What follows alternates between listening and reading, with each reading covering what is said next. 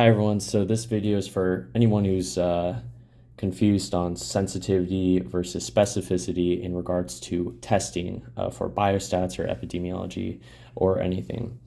I thought a really good example to explain this would be using an influenza antigen test. At the end of the day, when you boil them down, sensitivity and specificity come down to positives and negatives, people who have a condition or not, right? So let's stick with the flu antigen test as an example. There's going to be people who truly have the flu and who truly do not have the flu. So for the people who truly have the flu, I'm going to represent them by just drawing a bunch of plus signs, right? Each of these plus signs is a person who truly has the flu. And for those who do not have the disease, I'm going to put negative signs. So sensitivity is focused on people who have the disease. Specificity is focused on people who do not, at least in this example. So sensitivity, at the end of the day, I like to think about it as out of all the people who truly have the disease, in this case the flu, how many of them can we capture with our test, with our antigen test? So let's say our antigen test captures this portion of the population. That means out of all the people who truly have the flu, 5 of them are going to test positive. That right there is our sensitivity. That's how we calculate the sensitivity of a test. And what that means is all these people who truly have the disease, they're going to show up on our antigen test as negative.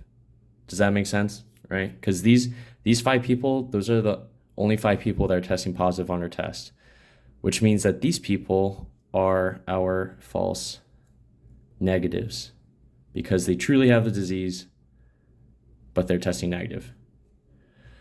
So if we want to increase the sensitivity of our test, that means we are increasing the number of people that we are capturing as positives.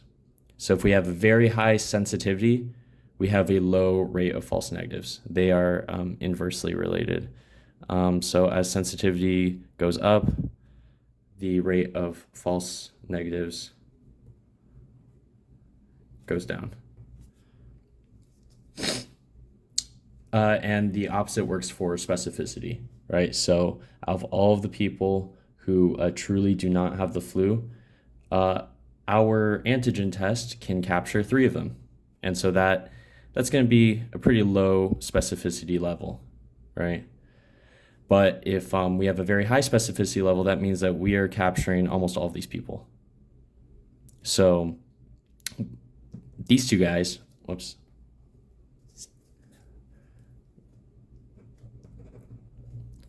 These 2 guys right here, those are going to be false positives.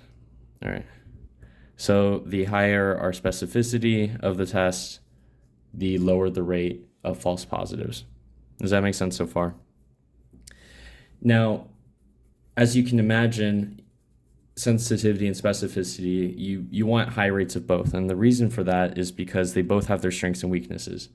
If you have a very high sensitivity, you're going to have a low rate of false negatives, but it also means you run the risk of a higher rate of false positives, right? Because you're capturing so many people. Your test is concluding that so many people are positive. It's going to also include people who are actually negative, and those would be deemed as false positives. For specificity,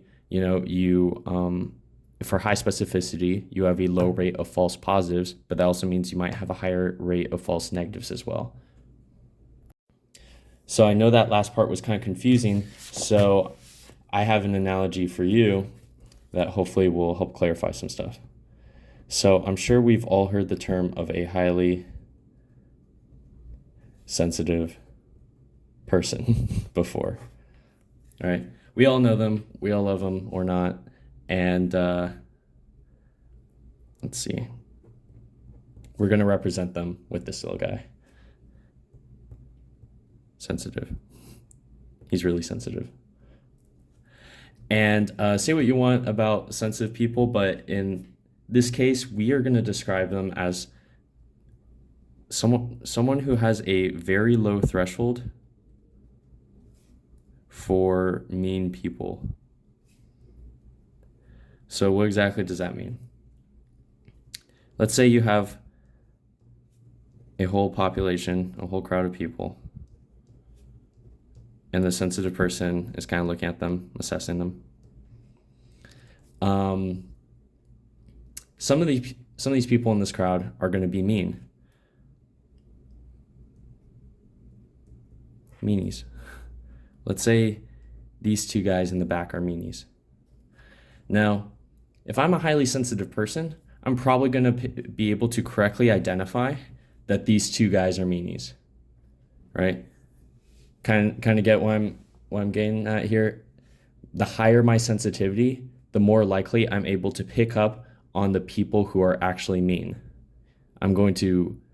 Which would be picking up on the people, like the positives, right? The people who actually have the disease. What that also means is I run the risk, since I'm so sensitive, I run the risk of also misidentifying normal people, right? So I might actually say that, hey, this guy and this guy, they're also kind of mean too. But the thing is, they're not mean. They're actually very nice. So I'm going to call them pseudo meanies.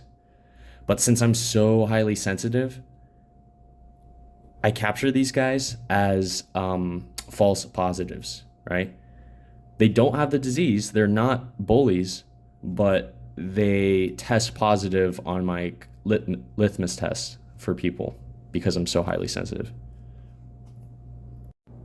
All right, so if you were able to understand this analogy well and this was adequate, then that's it. You're golden. For any questions, for any question prompts on exams, if you are able to use this in order to understand what sensitivity measures, if you can memorize that, then you don't have to memorize specificity because you'll know it's just the opposite, right? So if you can just remember that sensitivity is measuring the positives in a population, measuring what people have a disease or what people have have a certain condition, then you're set. If that analogy didn't help, then I still have one for specificity that will hopefully help a little more, even though unfortunately it's actually very, very similar. So let's talk about highly specific people.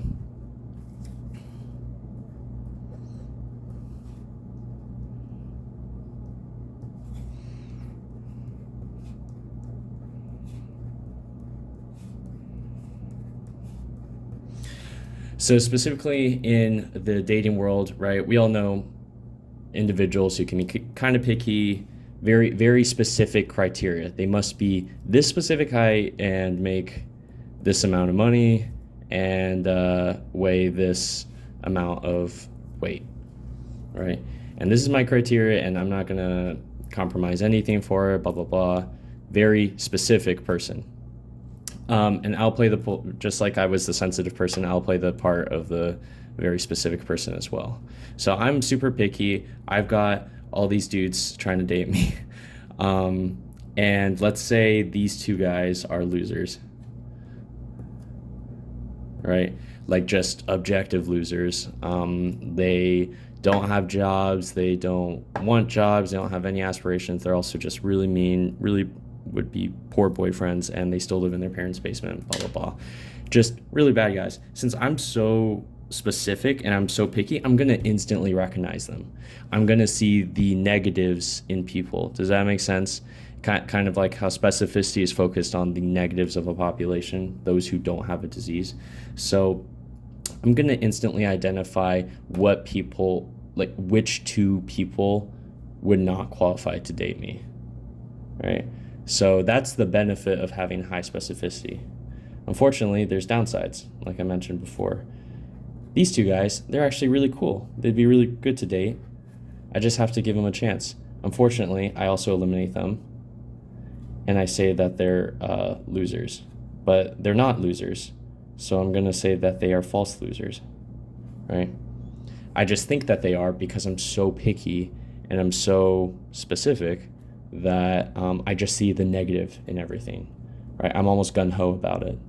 So as you have probably already guessed, this translates to false negatives. So again, to refresh from before, if a test has high specificity, you're going to run the risk of also having false negatives, right? It's great because we're going to really identify the people who don't qualify, the people who don't have a disease, or the people who can't date us. But the problem is there are also going to be people who would qualify to date us that we are also going to be ruling out. So I hope those explanations and analogies helped at least a little. I won't belabor the point any further. I hope I explained it a bit. If you have any questions or concerns, please leave them in the comments below. If any questions relate to Brendan, why'd you use pink paper for this explanation? It actually made it really hard to read the writing. My question for you would be, why ask such a ridiculous question? I'm not made of paper. Maybe pink paper is all I have left, right? So if you have a non-pink paper related question, please feel free to leave in the comments below. Otherwise, give a like and subscribe, and I'll see you next time. Take care.